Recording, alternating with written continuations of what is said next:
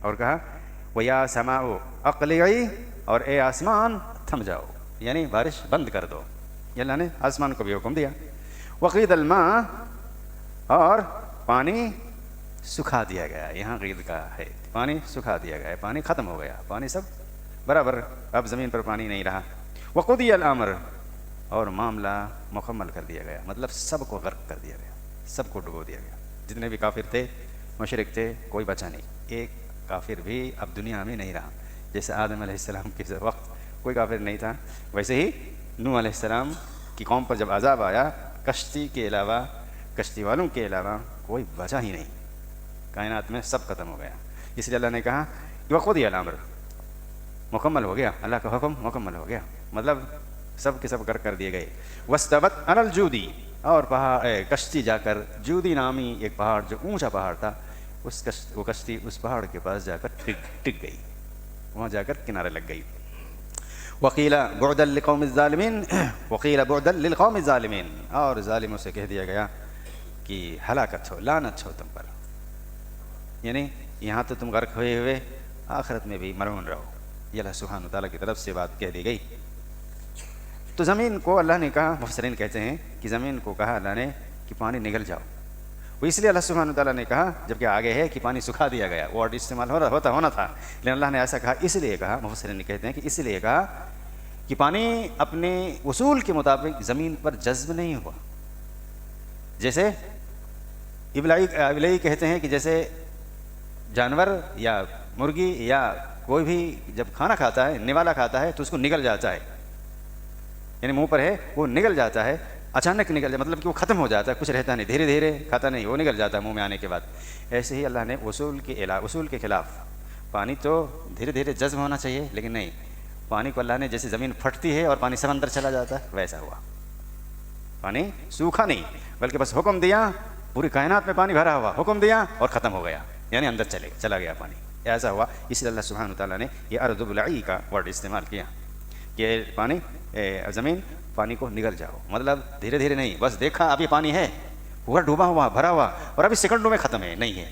یہ کبھی اگر آپ لوگوں نے دیکھا ہوگا، جو سمندر کے کنارے رہا ہوگا بمبئی میں، آج سے 15-20 سال پہلے کی بات ہے، جو سمندر میں بلاسٹ ہوا تھا، پانی کچھ بلاسٹ ہوا تھا سمندر میں، تو پانی ایک دم اوپر آیا، 70-80 فٹ اوپر آیا اور نیچے ہو گیا. ایسا ہوا تھا، وہ ہم لوگوں نے دیکھا تھا، مینگلور میں تھے جب ہم اس وقت، ایک دم 70-80 فٹ اوپر ہوا اور سیدھا نیچے ہو گیا، دیکھتے سیکنڈ کے اندر، مطلب چند منٹ بھی نہیں لگا ہوگا، چند سیکنڈوں کے اندر ایسا ہوا. تو ایسا پانی اوپر آتا ہے، اوپر آیا، جیسے بارش شروع ہو گئی اوپر آیا، لیکن جانے میں ایک دم دیکھ پانی ہے، دکھ رہا ہے اور ابھی ختم ہو گیا. تو اس لیے اللہ سبحانہ وتعالیٰ نے ارض بلعی کہا کہ نگل جاؤ پانی کو. تو بہرحال اس طرح سے وہ پانی ختم ہو گیا، پہاڑ پہ جا کر کشتی ٹک گئی. آگے ہے ونادى نوح ربه فقال رب ان ابني من اهلي وان وعدك الحق وانت احكم الحاكمين. یہ بات پانی کے سوکھنے سے پہلے کی ہے. نوح علیہ السلام اپنے بیٹا سے جب بات کر رہے تھے تو اسی کا ایک جز ہے جو اللہ نے بعد میں ذکر کیا ہے. وہ ہے کہ نوح علیہ السلام نے اپنے بیٹے کو پکار کر کہا، جو بات ہو رہی تھی اس سے اسٹارٹنگ میں پکار کر کہا کہ بیٹا آ جاؤ. تو اس وقت کی بات یہ ہے کہ ونادا نوح علیہ السلام نے پکارا ربہ، اپنے رب کو. بیٹا سے بات ہو ہی رہی تھی، اسی دوران نوح علیہ السلام نے اپنے رب کو پکار کر کہا فقال رب ان ابنی من اہلی، اے میرے پروردگار تو میرے اہل کو بھی سوار کرنے کے لیے کہا ہے، تو میرا بیٹا بھی تو میرا اہل ہے. یہ نوح علیہ السلام نے درخواست کی اللہ سبحانہ وتعالیٰ سے کہ اللہ میرا بیٹا میرے اہل میں ہے، اہل و عیال میں ہے، یعنی اللہ اسے بچا لے. نوح علیہ السلام نے اپنے رب سے پکار کر کہا. بیٹا سے کہا بیٹا نہیں آیا. باپ کی کتنی محبت ہے، اپنے بچوں سے کتنی محبت ہوتی ہے. بیٹا کو کہہ رہا ہے کہ آ جاؤ، نہیں آیا. اپنے رب سے کہنے لگا کہ میرے رب میرے بیٹا کو بچا لے، ڈوب جائے گا، غرق ہو جائے گا. اے میرے رب وہ میرے اہل میں سے ہے، وَإِنَّ وَعْدَكَ الْحَقُّ، اور تیرا وعدہ حق ہے، تو نے کہا کہ اپنے اہل و عیال کو بھی چھڑا لے. وَأَنْتَ أَحْكَمُ الْحَاكِمِينَ، تو بہترین فیصلہ کرنے والا ہے. تو اللہ نے کیا جواب دیا؟ قال یا نوح، رب نے کہا اے نوح انہ لیس من اہلک، وہ تیرا اہل ہے ہی نہیں. اللہ اکبر، اہل و عیال سے نکال دیا، وہ تیرا اہل ہی نہیں ہے. کیوں؟ کیونکہ ایمان نہیں ہے. آگے ہے کیوں نہیں ہے، یہ بھی آگے بات ہے کیوں نہیں ہے. کہا کہ یا نوح انہ لیس من اہلک، اے نوح وہ تیرا بیٹا ہے ہی نہیں، یعنی تیرا اہل ہے ہی نہیں. اہل و عیال میں شامل ہی نہیں ہے. انہو عمل غیر صالح، اس لیے کہ اس کا عمل ناساشتہ ہے، اس کا عمل تیرے رب کے حکم کے مطابق نہیں ہے، اس کا عمل غیر صالح ہے، صحیح نہیں ہے، اس لیے تیرا اہل ہی نہیں ہے، تیرے اہل و عیال سے ہی نکال دیا جاتا ہے. ہمارے بہت سارے بھائی رشتہ داری کو سامنے رکھ کر جائز ناجائز بہت سارا کچھ، رشتہ ہے نا، کیا ہوا غلط ہی ہوا تو سن لیجیے، یاد رکھ لیجیے، آیت یاد رکھ لیجیے، سورہ ہود کی 46 نمبر آیت میں ہے. اللہ نے کہا تیرا اہل و عیال میں شامل نہیں ہے وہ، اس لیے کہ اس کا عمل ناساشتہ ہے، اس کا عمل میں کفر و شرک ہے، اس کا عمل صحیح نہیں ہے، تیرے رب کے حکم کے مطابق نہیں ہے، اس لیے وہ تیرا رشتہ ہی ختم کر دیا جاتا ہے، تیرا اہل و عیال میں ہی شامل نہیں ہے. اس لیے فلا تسألنی ما لیس لک بہ علم، پھر نیکسٹ دوبارہ ایسا سوال نہیں کرنا جسے تمہیں علم ہی نہ ہو. پھٹکار بھی دیا اللہ سبحانہ وتعالیٰ نے نوح علیہ السلام کو، نیکسٹ کبھی پھر ایسا سوال ہی نہیں کرنا جسے تمہیں صحیح علم نہ ہو.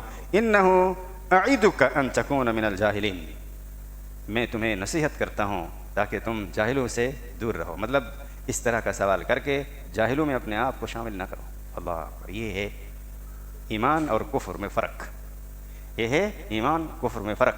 کفر و شرک ہے تو اس کو رشتے سے ہی نکال دیا اللہ سبحانہ و تعالیٰ نے، اس کو اہل و عیال سے ہی نکال دیا اور کہا کہ پھر دوبارہ اس طرح کا سوال ہی نہیں کرنا. تو یہ رشتہ بڑا نہیں ہوتا، رشتہ سے بڑا ایمان کا رشتہ ہوتا، ایمان ہوتا ہے.